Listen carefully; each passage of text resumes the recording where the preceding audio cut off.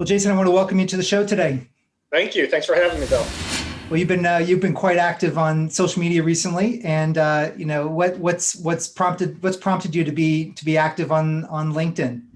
I think that I've watched a lot of different videos on leadership development and what it takes to truly build a team. And I spend a lot of time. I've got about 106 or 108 different leaders inside of my IT organization now.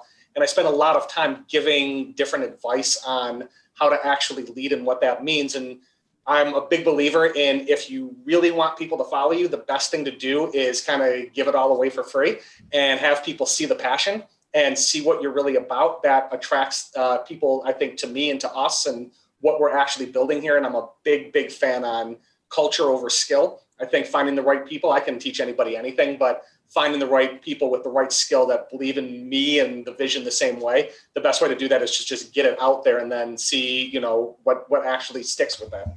It's interesting. I know you and I follow Gary Vaynerchuk, and he often talks about, stop complaining about the people who work for you and pretend like you work for them. Exactly. And servant leadership at its best. Okay, so that's how you're attributing to servant leadership. Okay, when I listen to Gary, I think I get into that. I wasn't really thinking it's servant leadership, but I've been hearing a lot of that recently with some of my conversations with other CIOs and IT business leaders. Maybe we'll just let you talk about that a little bit. Where does the genesis of servant leadership for you come from?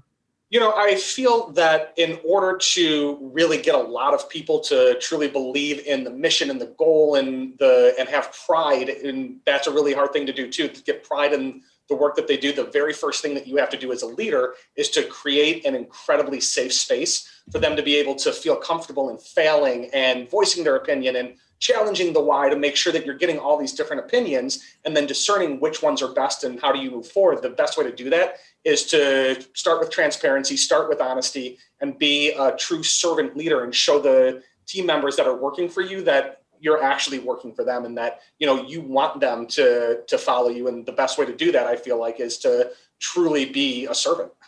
Interesting. So, and let's take I always like to jump right in, but then Sure. We should probably rewind the tape just a little bit. And who are you? What's the company you work for? And talk a little bit about how you got to that point. You're running a very substantial organization. So I'd love people to know that, and we can get into more details after that. Sure. Yeah. I mean, I'm the Chief Technology Officer here at United Wholesale Mortgage. We're actually going public in a little bit less than 3 weeks now. And so Wow. It's been a fantastic experience doing it. I have been running IT organizations only for mortgage companies for my entire career. So for almost 25 years now. And I've only worked at 3 places, and all those places had started out relatively small-ish, not as large as United Wholesale Mortgage was when I joined about 5 years ago. And we had a big technology backbone in doing that. I actually went to college to be a teacher. I studied English language and literature for secondary education. I did my student teaching and decided that was a giant mistake. And so I happened to be working at a mortgage company that we had a lot of VC funding that we ran out of very quickly. And so by default, I happened to raise my hand and say, I kind of like computers. I'd be happy to take it over right now and figure it out. So I'm 100% self-taught. I've got all my certifications, but I did it all on my own. I did a lot of it just through osmosis. One thing is I'm not the smartest, I'm not the biggest, I'm not the strongest as it relates to all those things, but I have an unbelievable work ethic. I will put in 23-hour days. Sometimes I'll put in 48 hours straight if I have to learn something and own it and feel like a master of it. And then I like actually getting that information and giving it to other people as well. And so just over time, I've kind of built a reputation of doing that and then of leading people. And so now at this point in my career, I feel like, with 1,100 people that work here at UWM just in IT and growing probably by 20 to 30 almost every week, I've become really, what's more important is becoming a people leader with now a technology background. Now, as a CTO, do you also have a CIO as well, or are you? No, I have both of those responsibilities. I'm the CIO and the CTO, but CTO sounds cooler maybe, so I'm the CTO. So yeah, and it's funny that whole titling thing has shifted a lot over the past 10 years, and you just never really know, like when someone has a CTO or a CIO or a CISO, what roles and what responsibilities they really have. I think the thing is when I think of a CIO, I think of, somebody who wears a suit and cares about compliance and regulations and things like that. And I'm all tatted up and, I don't like any of those things. I'm super hyper and I love the ideas and I love the drive. And it literally gives me heartburn every time I hear that we have to do SOX compliance and slow things down so I got a lot of smarter people that work for me that handle all that stuff. Yeah. That's good. That's good. The English, it's funny that I'm an English literature major out of Penn State. And so I think, it's funny, people think you have to go through these traditional paths into technology. Yeah. But, I found an advantage being an English major in technology. I'm not sure why it was an advantage, maybe because I like to learn. Sure. Yeah. I don't know. But it's interesting. When you hire people, Jason, do you, or now at this point, I guess you have a team that hires people, but do you sort of stamp people into these cookie cutters of what you want, or you just have a kind of like, we're going to hire people with a high ability to learn? Like how does that work for you guys? I take a little bit of a kind of hybrid approach to that. For a while, as we were growing out the organization, I needed skill. And so to find the experience, we went out, we found good people. But in order to grow at the rate that we needed to, I've been here just about 5 years. When I started, we had about 200 people here, and now we're at 1,100. That is insane growth, probably sometimes reckless growth inside of IT when you think about it.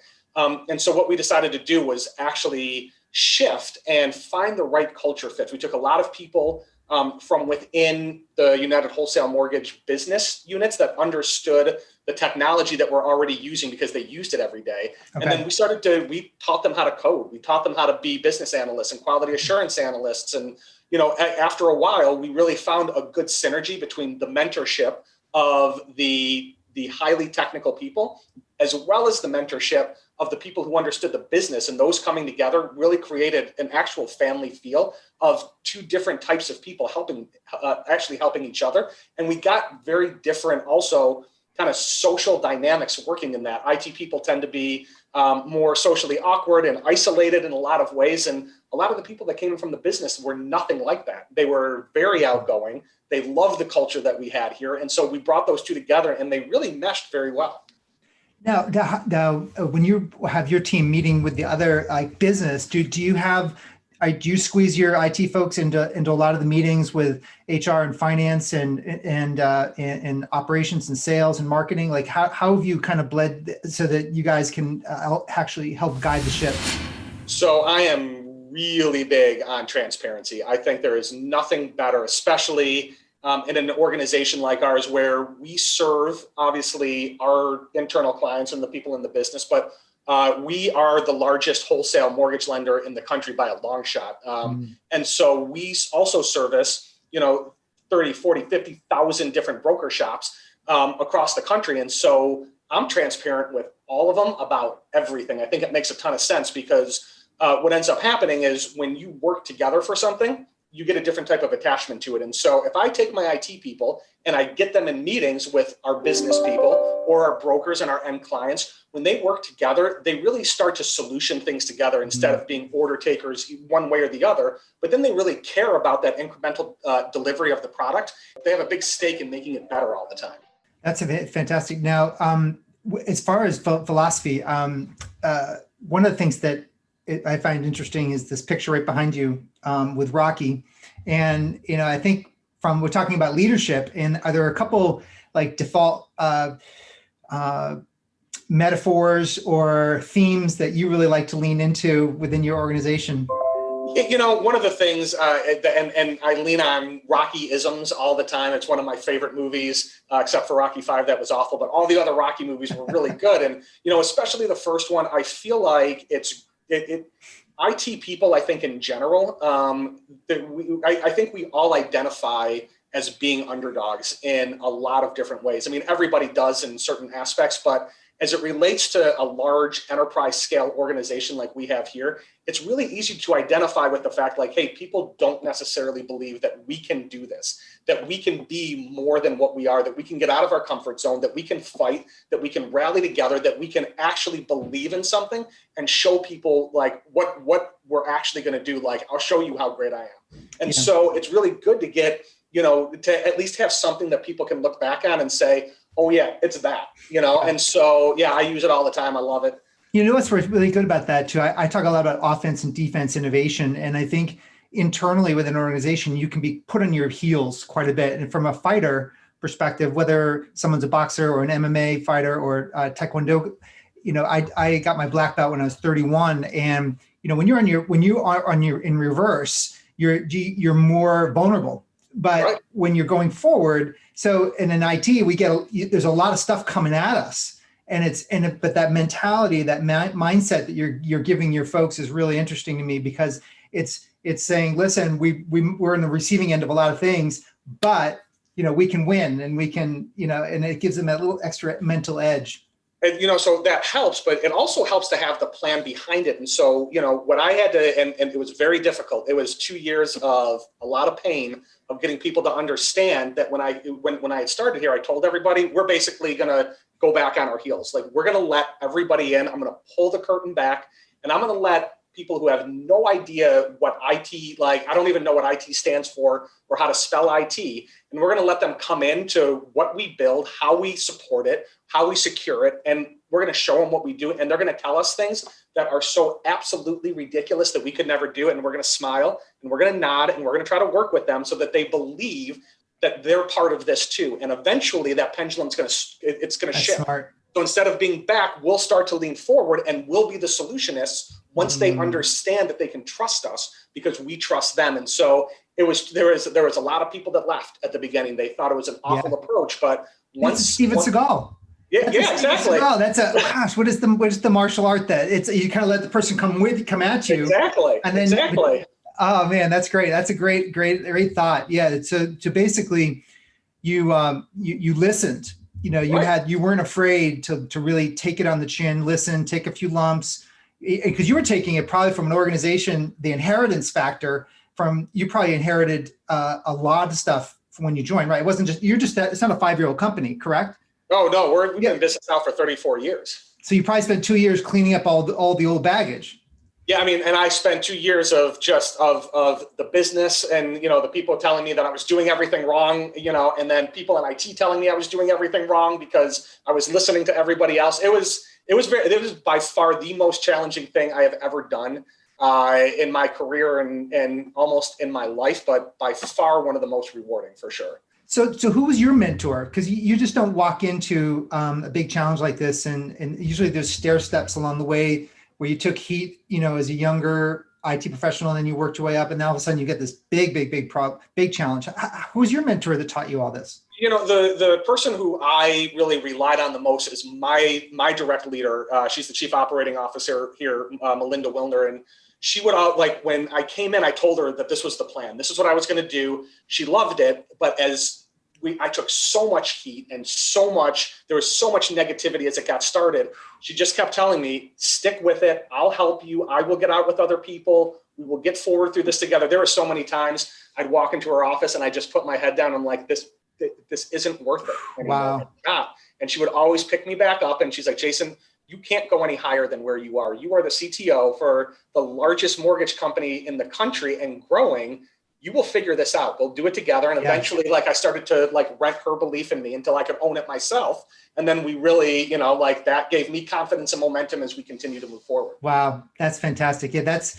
You just one person to believe in you, right?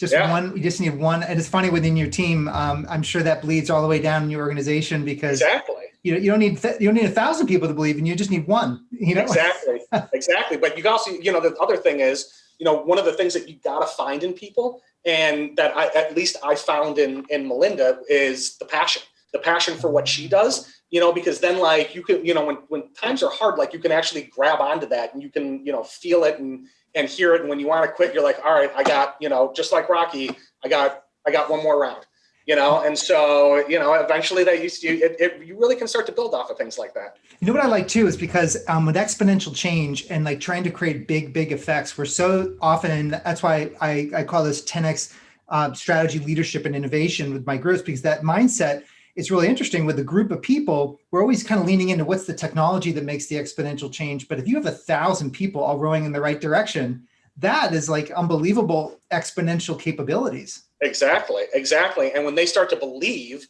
actually in the intrinsic value of what they're doing. And that's part of the thing is, I'm a big believer in perception drives performance every day of the week. And so if people don't burn out, from what they do, people burn out because, life makes them forget why they do what they do. And so, it's big when you make people believe in the intrinsic value that we are truly helping people save money, buy a home, send their kids to college, do all kinds of things like that. You feel like I'm not just producing a product. I don't know the business. I don't know what this is. You feel like you're really, and because we are, but when you get that different perspective on it, then it's not about the technology anymore. It's about the work. Interesting. The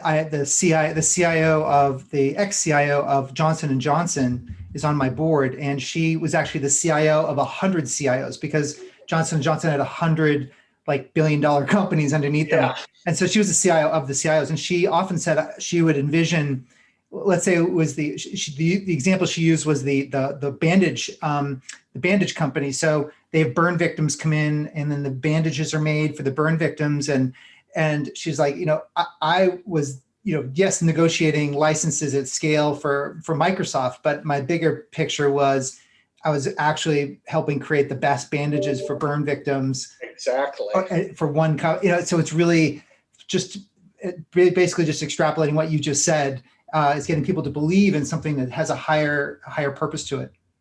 Absolutely. Because, and again, when you work for something like that, you get a different type of attachment to it. And so now you've got purpose behind it, and so it makes you feel like you want to keep working, you want to keep doing things. Is there something you do either weekly or monthly or daily within that allows you to scale your communication with your team? One of the things I feel like it's hardest when you're at such a large scale enterprise type of organization is how do you get the people that work for you to own your messaging?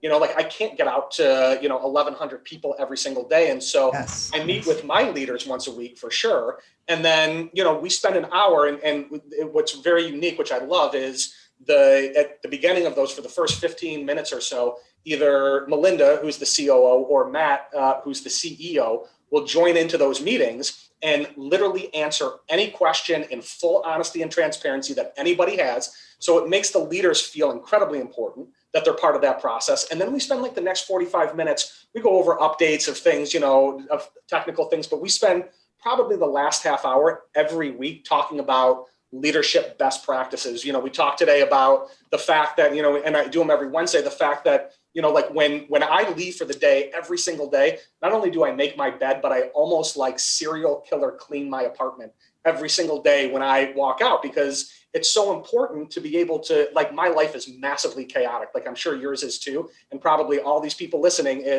life is crazy chaotic, not just at work, but at home and in all kinds of different ways.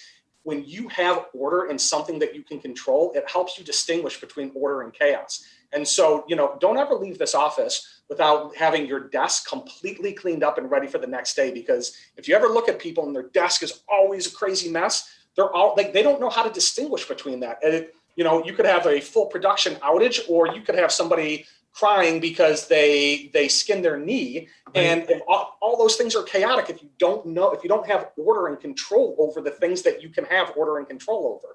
And so we go over a lot of best leadership practices to do things like that. So will you take that type of a message and then just record? And is that part of the reason why you're recording some of your leadership aphorisms, because you're going to share that with your team? Is that how you do it? So I do. So all of that's live. So we do that once a week. We get everybody together. I mean, right now it's virtual, but typically we get in the auditorium and we do it together. So the energy and people can ask questions and do different things. The sharing everything else we got to the point where I realized just like we talked about at the beginning, in the Gary Vee mentality of if you want something, go out and get it. I want the best people. I do. I want people that want to lead. I want people that have passion in the technology space. And how are they ever going to know unless they actually hear from the CTO on what they need to do? When I started speaking at a couple of conferences just a couple of years ago, I only did it because it was by default. We were a top sponsor, so they asked me to speak at the last minute. And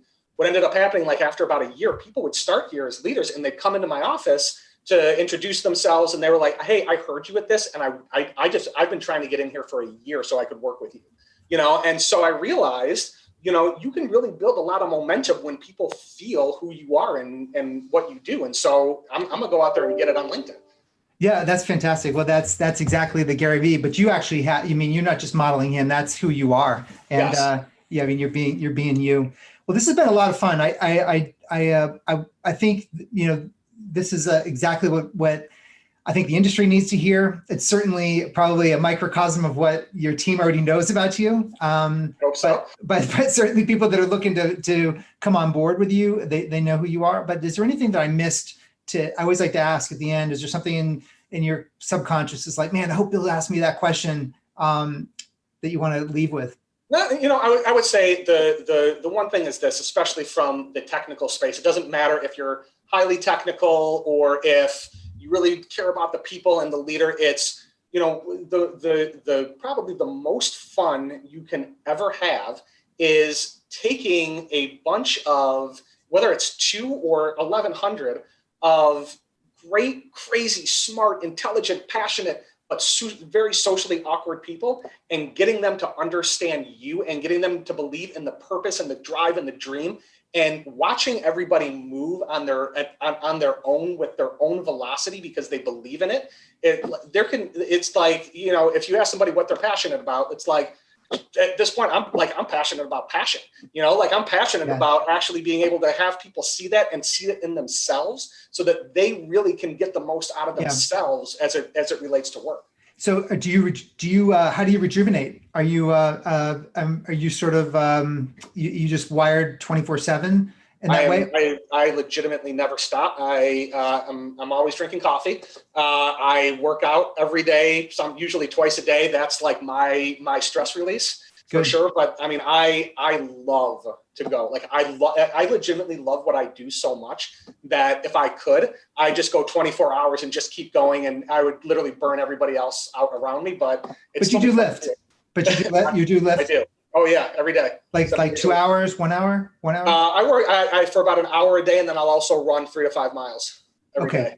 Good. Yeah, I think that's important for people to know. I think the energy can be sustained as long as there's something, there's a counterbalance with that. And carry yourself. Yeah. I think that's a problem in the industry that I love that people can hear that from you. You can be super plugged in and going 100%, but then you got some time where you're, crushing the weights or hitting 5 miles. There's nothing like 5 miles to have idea generation, right? Exactly. Or just to like completely hate my life for that time. And then I'm like, yes, I want to work again now. That's great. I love it. Well, I know you got to get going, Jason, and this has been a lot of fun. I appreciate you sharing the final words with us. Yeah, absolutely, Bill. Thanks for having me. Yeah. Got it. Sure. Look forward to another one. Okay.